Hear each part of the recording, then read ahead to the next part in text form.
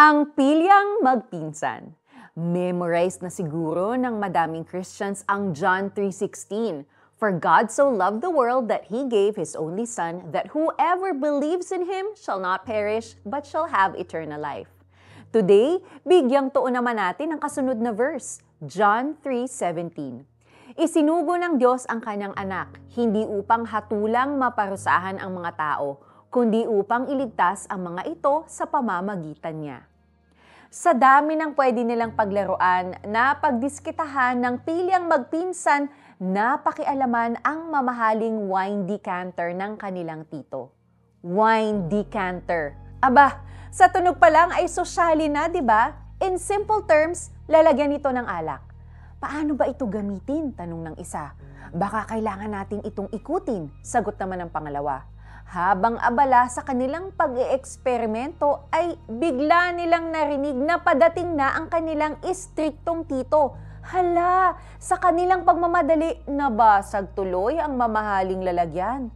Takot na nagtago ang dalawa, praying na hindi mapansin ng istriktong tiyuhin ang kanilang nagawa. Nakaka-relate ba tayo? Itinatago natin ang ating mga kasalanan and even have the guts to pray na sana'y hindi makita ng Panginoon ang ating ginawa. Natatawa na lang siguro si God kasi He sees everything. Pero alam nyo, ang ating Diyos ay merciful. When we come to Him and confess our sins, inaayos niya tayo.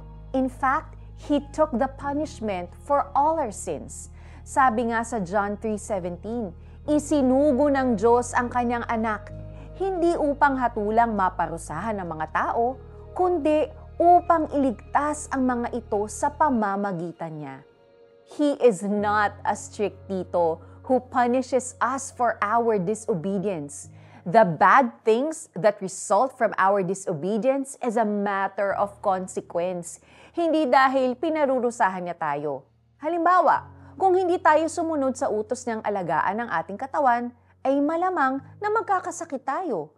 Meanwhile, ang pagsunod sa mga kagustuhan ng Diyos is always for our own good.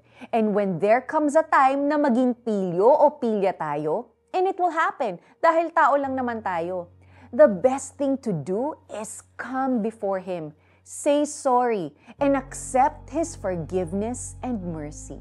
Let us pray. Panginoon, inilalabas po namin sa inyong harapan ang nagawa naming mali. We ask for your forgiveness and strength na talikuran ang kasalanang ito. Salamat po for your grace. Salamat that Jesus paid the price for all my sins. In His name we pray. Amen.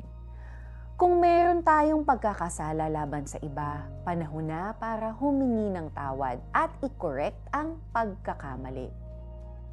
Isinugo ng Diyos ang kanyang anak, hindi upang hatulang maparusahan ng mga tao, kundi upang iligtas ang mga ito sa pamamagitan niya. John 3:17. Ako po si Sonja Calit. God bless you and have a great day.